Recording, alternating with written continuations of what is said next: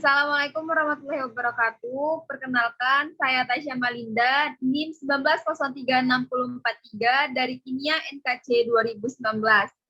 Judul penelitian saya yaitu analisa kandungan nitrat dan nitrit dalam air minum isi ulang menggunakan metode spektrofotometri UV.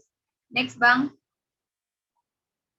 Bab 1 yaitu pendahuluan yang terdiri dari latar belakang, identifikasi masalah, batasan masalah, rumusan masalah, tujuan, dan manfaat. Next, Bang.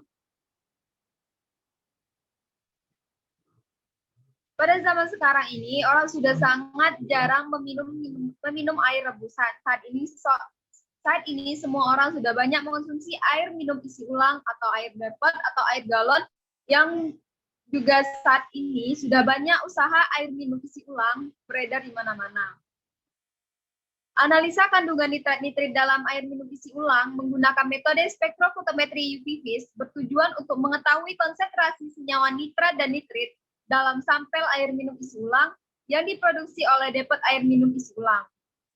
Sehubungan dengan penelitian ini, diharapkan para pengusaha depot agar dapat memperhatikan senyawa nitrat dan nitrit pada air minum isi ulang agar kadar maksimum yang diperkenankan yang ada dalam air minum masing-masing untuk nitrat-nitrit adalah sesuai, yaitu 10 mg per liter dan 1 mg per liter.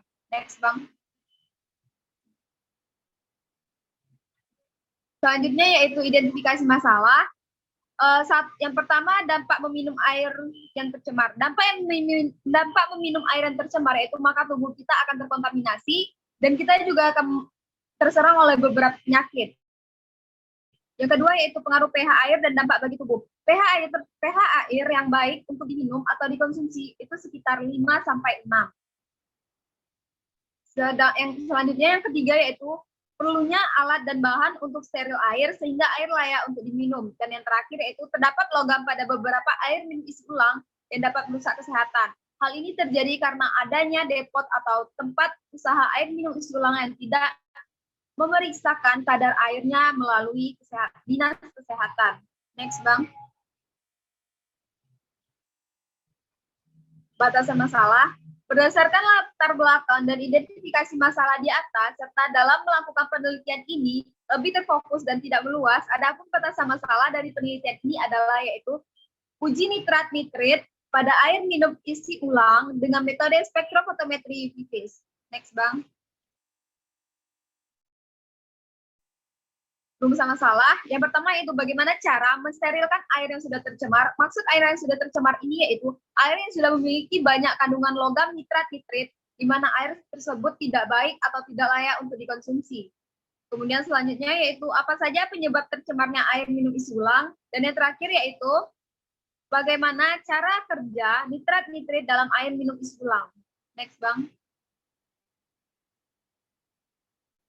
Tujuan dari penelitian ini yang pertama yaitu satu, terciptanya air minum isi ulang yang lebih sehat dan baik untuk tubuh. Yang kedua yaitu meminimalisir pencemaran air minum dan meminimalisir penyakit yang timbul akibat meminum minuman yang tidak sehat. Dan yang terakhir yaitu membantu pemerintah dan dinas kesehatan untuk beredarnya air minum isi ulang yang tidak higienis. Next, Bang. Bab 2 yaitu dasar teori. Yang pertama nilai pH air minum, selanjutnya penetapan kadar nitrat-nitrit, dan yang terakhir yaitu pengaruh bagi kesehatan manusia. Yang pertama nilai pH air minum. Air yang tidak baik dikonsumsi sesuai dengan regulasi yang telah dikeluarkan oleh pemerintah melalui Kementerian Kesehatan memiliki nilai pH 6,5 sampai 8,5 dan memiliki tingkat kekeruhan yaitu 5 NTU atau Neplometric Turbidity Unit. Ini berdasarkan hasil dari Permenkes RI nomor 907 tahun 2002 tentang persyaratan dan pengawasan kualitas air minum dan Menteri Kesehatan Republik Indonesia nomor 416 tahun 1990 tentang kondisi dan pengendalian kualitas air. Besar di Indonesia dan khususnya di Surakarta masih ada yang belum mendapatkan udara yang memenuhi bahan baku mutu air baku. Alam yang penulis miliki yaitu memiliki fungsi yang sama dengan pH, meter atau pH dengan pH meter atau pH meter dan water meter. Next, Bang. B. Penetapan kadar nitrit. Nitrat atau NO3 dan nitrit atau NO2 adalah ion-ion anorganik yang alami, di mana merupakan bagian dari siklus nitrogen. Aktivitas mikroba di dalam tanah atau air yang menguraikan sampah yang mengandung nitrogen organik pertama-tama menjadi amonia, kemudian dioksidasikan menjadi nitrit dan nitrat. Maka dari itu nitrat dioksidasikan dan pengaruh nitrat-nitrit pada kesehatan manusia ini yaitu dapat menyebabkan metamoglobinemia dan efek racun kandungan nitrat dalam air lebih besar dari 0 mg per liter. Next, Bang. C. Dampak dari nitrat-nitrit bagi kesehatan manusia. Pengaruh nitrat pada kesehatan manusia yaitu dapat menyebabkan metamoglobinemia dan efek racun kandungan nitrit dalam air lebih besar dari 0 mg per liter. Itu berdasarkan hasil dari penelitian Suparman 2001 dan pengadaan air bersih untuk kepentingan rumah tangga seperti untuk air minum. Air mandi harus memenuhi persyaratan yang sudah ditentukan peraturan internasional WHO dan APPHA, yaitu American Public Health Association, ataupun peraturan nasional dan setempat. Dalam hal ini, kualitas air bersih di Indonesia, maka dari itu haruslah memenuhi dengan syarat yang telah sesuai dengan peraturan Menteri Kesehatan Republik Indonesia nomor 492 garis miring Menteri Kesehatan garis miring per garis miring 4 garis miring 2010, di mana setiap komponen yang dipertahankan berada di dalamnya harus sesuai. Next, Bang. Untuk bab 3 yang selanjutnya yaitu pembahasan. Di sini saya mengambil tabel yaitu konsentrasi nitrat dan nitrit dalam sampel air minum isi ulang. Berdasarkan tabel tersebut, lihat bahwa konsentrasi nitrat dan nitrit pada semua sampel memenuhi persyaratan yang telah ditetapkan oleh Kementerian Kesehatan RI nomor 492 garis miring Menkes garis miring per garis miring 4 garis miring 2010. Pada tabel 1 ini menunjukkan hasil pemeriksaan parameter pH terhadap kelima sampel yang menunjukkan pada sampel 1, 2, 3, dan 4 memenuhi standar yang ditetapkan berdasarkan Menkes RI nomor 492 garis miring Menkes garis miring per garis miring 4 garis miring 2010. pH air minum isi ulang pada sampel 5 sebesar 4,55 menunjukkan pH di bawah standar yang ditetapkan, yaitu di bawah 6,5 sampai 8,5.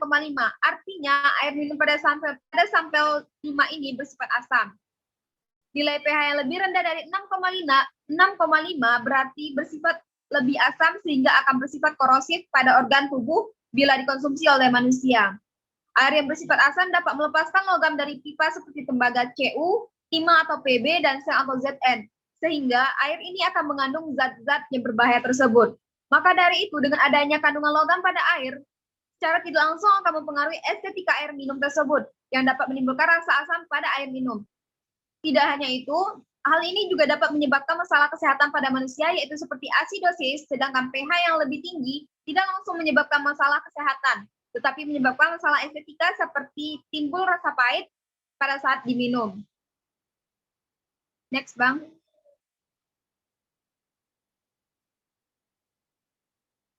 Selanjutnya yaitu kesimpulan dan saran. Next, Bang.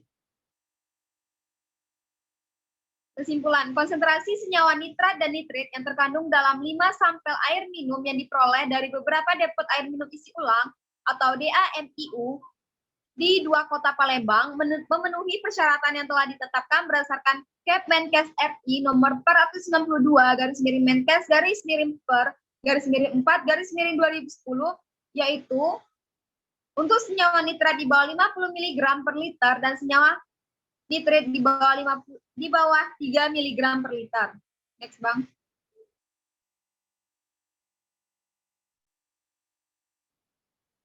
Selanjutnya yaitu saran. Untuk melanjutkan percobaan ini di masa yang akan datang, maka penulis menyarankan yang pertama, dalam penelitian ini penulis merasa masih jauh dalam kata yang sempurna karena kurangnya mendapatkan jurnal-jurnal yang sesuai dengan nitrat-nitrit untuk kandungan air minum, serta juga ada beberapa kesulitan seperti mendapatkan tabel dan juga yang lainnya. Kemudian yang kedua itu semoga penelitian selanjutnya ini akan dikembangkan oleh peneliti-peneliti selanjutnya tentang analisis nitrat-nitrit pada air minum isi ulang ini agar lebih baik ke depannya dan lebih mendapatkan hasil yang akurat serta efisien.